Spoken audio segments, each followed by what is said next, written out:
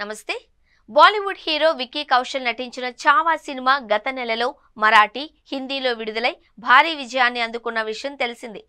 Audience కోరిక మేరకు ఈ సినిమాను మార్చి 7న తెలుగులో కూడా రిలీజ్ చేశారు. తెలుగులో కూడా ఈ సినిమాకు మంచి ప్రేక్షకాదరణ లభిస్తోంది.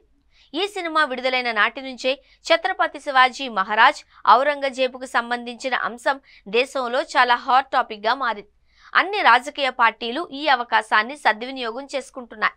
ఈ అంశంపై రాజకీయాలు చేస్తున్నాయి. దీనికి కారణం ఏంటి అంటే, చావా సినిమాలో ఛత్రపతి శివాజీ కుమారుడైన సంభాజీ మహారాజును ఔరంగజేబు ఎలా హింసించి చంపారో చూపించారు.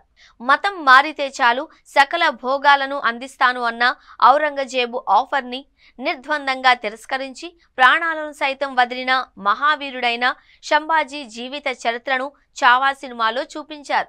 శివాజీ వర్సెస్ ఔరంగజేబు డిబేట్ నడుస్తున్న సమయంలో ఆర్టీఐలో ఇప్పుడు ఓ పెద్ద విషయం వెలుగులోకొచ్చింది. ఇది మహారాష్ట్ర రాజకీయాల అగ్నికి ఆజ్యం పోసింది. అదేంటి అంటే, కేంద్రంలోని మోదీ ప్రభుత్వం ఔరంగజేబు కోసం ప్రతి సంవత్సరం దాదాపు 2 లక్షలు ఖర్చు చేస్తుంది అని, అదే సమయంలో మహారాష్ట్ర అద్భుతమైన చరిత్రకు ప్రతీక అయిన మహారాష్ట్ర ప్రభుత్వం ఛత్రపతి శివాజీ ఆలయానికి ఏడాదికి 6,030 అంటే నెలకు కేవలం 250 మాత్రమే ఆర్థిక సహాయం చేస్తున్నారు అని ఆర్టీఐ ద్వారా వెలుగులోకొచ్చింది. మహారాష్ట్రలో శివాజీ వర్సెస్ ఔరంగజేబు చర్చ కొత్త రాజకీయ తుపానుకు దారితీసింది. సమాజ్వాదీ పార్టీ ఎమ్మెల్యే అబు అజ్మీ మొఘల్ పాలకుడైన ఔరంగజేబును ప్రశంసిస్తూ వ్యాఖ్యలు చేయడంతో అజ్మీని గత వారం మార్చి 26న బడ్జెట్ సమావేశాలు ముగిసే వరకు మహారాష్ట్ర శాసనసభ నుండి సస్పెండ్ చేశారు.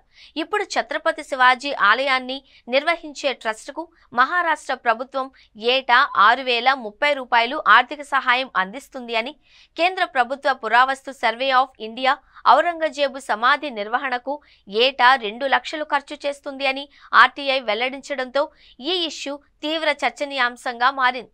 హిందూ జనజాగరణి సంఘం ప్రకారం ప్రతి సంవత్సరం కేంద్ర ప్రభుత్వం ఆధ్వర్యంలోని archaeological survey of India Aurangzeb సమాధి నిర్వహణ కోసం లక్షల రూపాయలు ఖర్చు చేస్తుంది.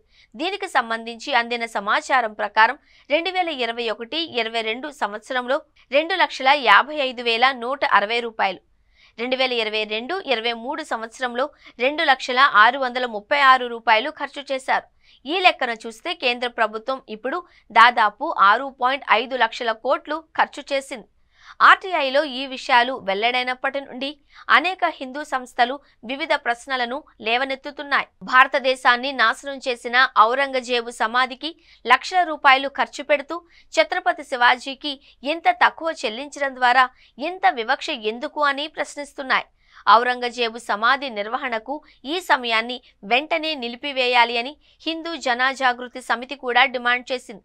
హిందూ జనజాగరణి సంస్థ కూడా పుణ్యక్షేత్రాలు, దేవాలయాల మధ్య వివక్షతపై తీవ్రమైన ఆరోపణలను లేవనెత్తింది.